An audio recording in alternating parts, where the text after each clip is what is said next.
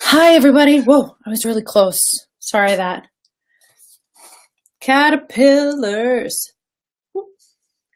Today, I'm going to be talking about how our thinking and our lives, what they have to do with caterpillars. And I'll wait a couple seconds, see if anyone shows up live. That's our topic for the day. This has to do with something that came up this past weekend at Campfire Coaching, which was incredible. Hi, Tanya. So glad you're here. There, again, I've put up the website for Campfire Coaching if you're interested in coming. Hi, Melissa. Yay. There's a second session coming up at the end of August here in the Northeast and the Adirondacks, and there are spaces available. So if you're interested, hope you'll take a look. I'm waiting. Actually, I'm going to be getting some. Hi, Pam. I'm going to be getting some pictures in the coming days. We have a photographer there, and I'm taking some time to write some things up. So I will be sharing more details just about what happened and what it's like. Hi, Beth. I'm so glad you guys are here. This is awesome. So I'll be sharing more just because I can't help it, because it was amazing, and you should all come if you can make it happen. So yeah, that's Campfire Coaching. And while I was there, it's so great to see all of you. And thanks for saying hi, because I can't see when you come online. So it's great to see when you leave the comments. I appreciate that. So let's go ahead and get started. You're probably like, what this thing with caterpillars? I thought it was fascinating too, but I got to give there's a little bit of background. So I like to coach around thinking and feeling, because they come in the same thing, right? Thought is feeling. We feel our thinking. Thought is feeling. And I love to coach around that piece. Some of my clients, like, everything outside of them is great. They're like doing these big projects and work is good, and they're taking all this action, but internally there's something that's not connecting. They've lost their sense of center. They're feeling unsettled. It's like their life has become what's out here, and they want to get back in touch with what's going on inside. And I love that piece. Some of you, I think I've actually spoken to, and we've realized that it's very, very rarely around the how-to or the what next or this little logistical thing.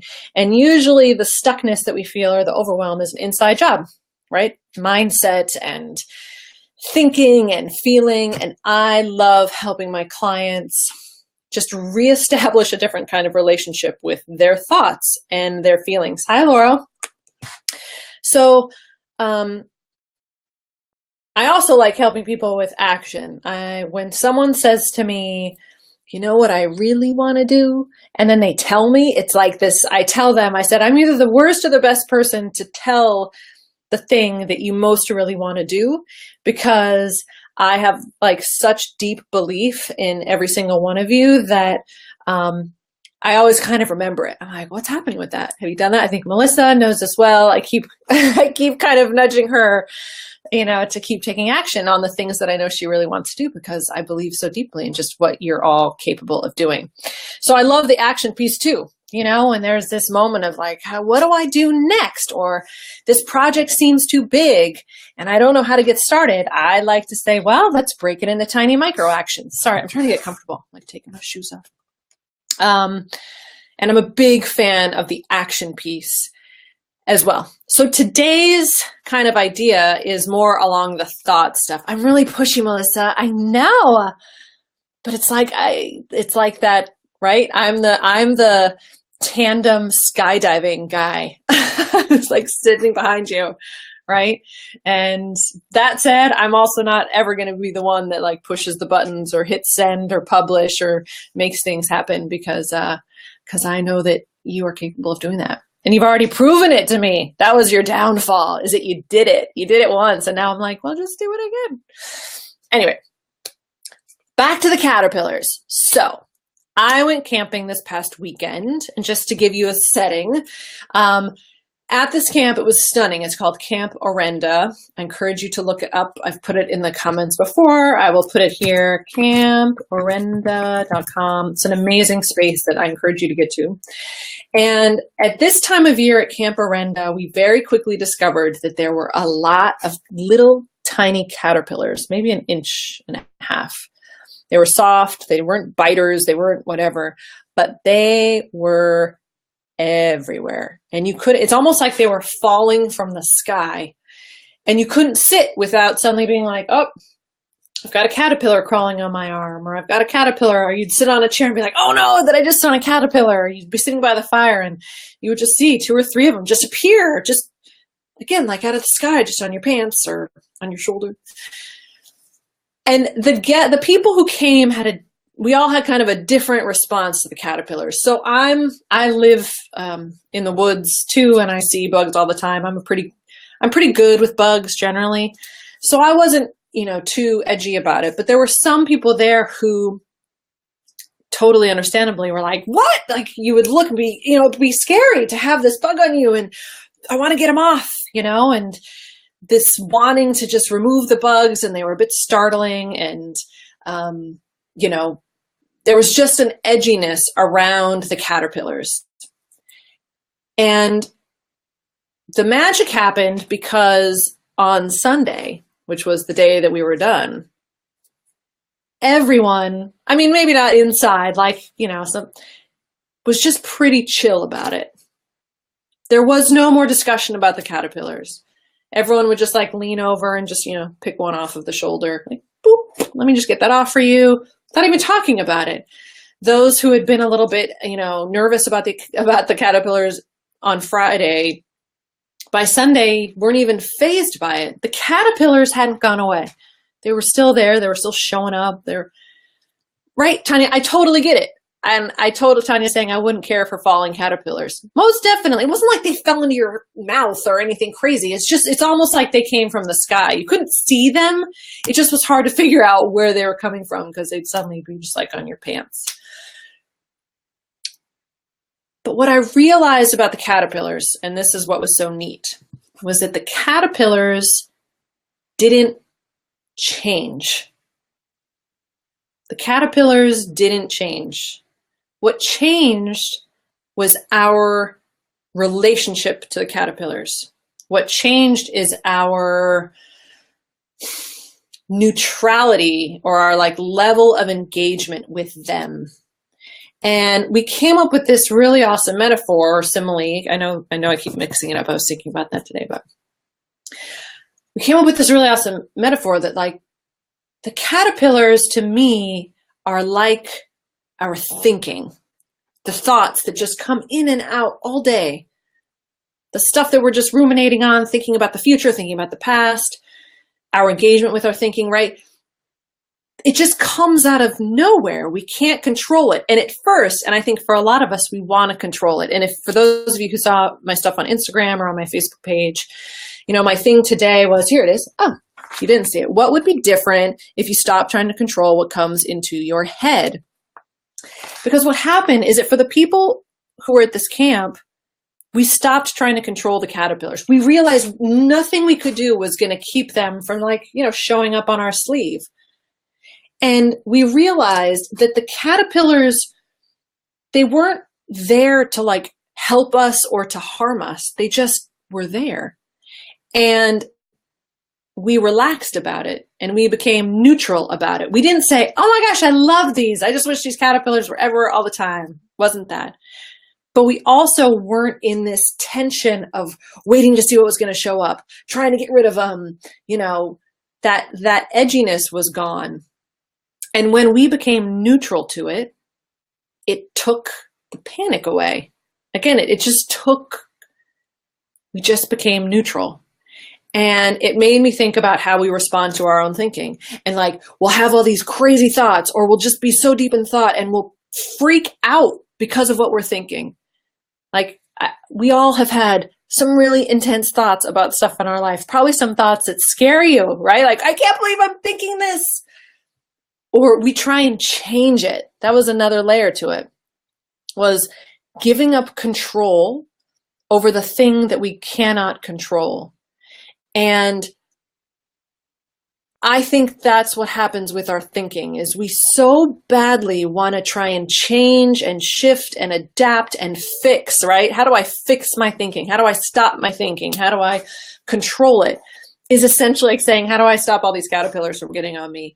And realizing that you don't. And the giving that up, the giving up trying to do the thing that you cannot do creates this space of just calm where you just pick it off and you say, oh, look at that. There it is. I'm curious what's coming up for you. I would appreciate any insights, any thoughts, because I read through all of them, and what I create next comes up when I read through what it is that you're sharing in that engagement. So I'm curious, like as you're watching, I'm sorry, I should take this thing off of my thing so you don't have to stare at it this whole time. There we go. I'm curious if you're watching, like what's coming up for you? What thoughts are you having about this whole idea? One, about the idea that we can, when we're open to the possibility that we can just look at our thinking rather than trying to stop it, that we can reach this level of kind of calm neutrality about it, as opposed to, how do I get it off? This is terrible. Just, no, it is what it is, and it's out of our control. And with that in mind, this idea of control and how much we want to have control over things, and how much we wish that we could change stuff, not just our thinking, but everything, right? This idea, sometimes, it's not our thinking, but the caterpillars represent someone in our life. Well, if I could just change the person in my life, and I keep trying to switch it, if I keep taking it off, if I keep doing stuff, I'll get rid of it. But it just keeps coming back because it's not in our control. Or a situation, or anything outside of who you are in this moment. We have this perception or this idea that we can, if we just hold on tight enough, if we just try hard enough, if we just fight hard enough, we can control the uncontrollable. And we spend our whole lives trying to do that. But watching again what happened this weekend with this idea that actually it's not about controlling it. We can't stop it, but we can change our relationship to it and take the edge off. And that doesn't mean that we approve of all the caterpillars. It doesn't mean that we say, oh, this is adding to my life experience, or that this is a good thing or a bad thing. Again, they're not there to either harm nor to help us. It's just there, kind of like gravity, right? We don't complain about gravity. We just know that it's there. It just happens, whether we want it to or not. Gravity happens. And how cool and interesting an idea to think that thinking just happens and that we don't have to fight it. There's nothing to fight, and things outside of us happen, and we can loosen our grip on it. Anyway, I saw a note come through. Let me see. Curious what's coming up for you. Please share any thoughts or questions in the comments. If anything is resonating, show your love with the hearts and the likes. That always is awesome. Tanya shares, I would love to get better at this. It takes practice. So here's the thing. Here's the catch. And this is why I love this simile so much, is that we didn't have to practice liking the caterpillars. Then that's what was so neat about it, is it was this physical manifestation of this thing that we were aware of. We were aware of it. It was on us. It just happened naturally. No one tried to get comfortable with the caterpillar. No one was like, I'm going to try and get more neutral. It just happened when we noticed it. And that's why someone shared this morning, I have to work on this. And I'm like, no, there is no work. The only work is just in noticing, in treating your thoughts like the caterpillars. And that's maybe where it was different, was the caterpillar was an actual thing that you could see, and right. And you just noticed that it was there. And then you went about your life. You went about your life. So Tanya, I just want to encourage you, there's nothing to get better at. There's nothing broken. There's nothing you're doing wrong. It's just about the noticing it. And I hope that's making sense. Melissa's saying, but you got used to them. Exactly. We got used to the caterpillars, and then we kept doing our life. And what if that could happen with you and your thinking? Just noticing the thinking and noticing it and noticing it. And then in the noticing of it, you just got used to it and realized, okay, that's happening, and I'm going to keep going doing my thing. Yes, all this stuff is happening about whether or not this next post is, all this stuff, all this thinking is happening. And I just know now that it happens. Those are my caterpillars. And I'm going to go live my life. and I'm going to go take action on this thing. Is that making sense, Melissa? I'm curious what's coming up for you as I say that. Tanya says, yes, thank you. Happens in the noticing. Yes, that's all there is to do, is just to notice, because we walk around not noticing, or many of us, and we just think that it's programming, and then, and then we feel our thinking and we just think that's just who I am. But if you start to notice it and you realize that it's not you, that the thoughts are just like caterpillars. You can't control them. There's no stopping them, but you can change your relationship to it. And that's what I love so much. I love working with people to help them change their relationship to their thinking, not to stop it, not to change it, not to not acknowledge it, not to validate it and the feelings that come with all of it, but just to talk about how it works. Because when we know how it works, it just, I don't know what the word, it neutralizes it. It doesn't make it great, doesn't make it bad, it just neutralizes it. Any other questions, thoughts? I see a few of you are watching. I'm curious again what's coming up. And if you're not watching live, please feel free to leave your insights in the comments. Again, it's from all these conversations that I, schedule the next and think on the next. And Tanya, I haven't forgotten your question. Melissa's saying, so taking note of the thoughts, but not being moved by them. Well, it's hard. Listen, I get it. Like sometimes we get in these thought storms and we are moved by them. I think that's the human condition is to just move through these feelings and emotions like waves. That's part of the experience, is to have different feelings, and thought and feeling go hand in hand. They're like the same thing. And so I don't want to say, not being moved by them, because we are moved by our feelings are moved from our thinking, but to just realize that we can still do stuff despite the thinking. It's the closer you get to it, the harder it becomes to explain. It's kind of just something that there's this understanding and this consideration. And if these videos are doing anything for those of you who've been sticking around, is to just start asking yourself, if you're into this stuff, if you like this thought stuff. A lot of my inspiration has come from Steve Chandler has written amazing work on these ideas. Michael Neal, he talks a lot about, the three principles. A lot of this is founded and based in that understanding. So if this kind of stuff intrigues you, I love it. I soak it up, and it's helped me just in many ways. And I bring all of this to my clients. But there are teachers of this stuff who are much, the edge of their understanding of it is wider. And sometimes questions come up and I'm just like, oh my gosh, what is the answer to that? But I love it. I like still kind of processing things and diving into them. So Tanya Brown, love this. I do too. I just think it's fascinating to think about our thinking. And then to go and do neat things, to try and tease them apart. I was talking to someone new today. And I was just saying, there are two parts of our work. One is going to be around the thinking, feeling piece, and the other thing is going to be around the doing external piece. And let's try and disconnect them and stop making one so dependent on the other. It's really, really fascinating stuff for me. Anyway, any questions or final thoughts that have come up? And I've shared before that if this stuff is landing with you, if you want kind of personal, direct coaching help in implementing any of this, I encourage you to reach out. You can find me at allegrastein.com/coaching and set up a time to chat. A few of you I've been able to connect with one-on-one, and I've loved it.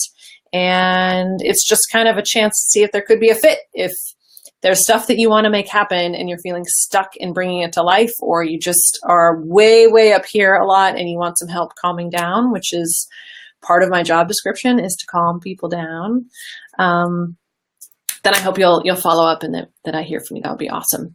But in the meantime, I will be back tomorrow. Keep your eyes peeled for the time. I've shared, and I apologize that I don't have it here. Let me get it really quick just so I can put it in the comments. 1 second. I want to share the link that you can use if you want updates. I'm sending out every morning. I'm sending out just a quick little notification to let you know what time I'm going to be on that day. And if you would like it, I'm sharing it in the comments now, and I will pop it up on screen so you can see it. Where'd it go? There we go. Okay, you can just click on that. It's in the comments, and that'll just funnel you. Not funnel you, but you'll be able to get those notifications every day about what time I'm going live if you're interested. Okay, you're all wonderful. I hope you have a fabulous rest of your Wednesday wherever you're at. And if anything comes up for you, again, please share your insights, because I thrive and I create from the engagement. So thank you again. All right, be well. And hopefully I'll see you tomorrow. Thanks, Tanya. Talk to you guys later.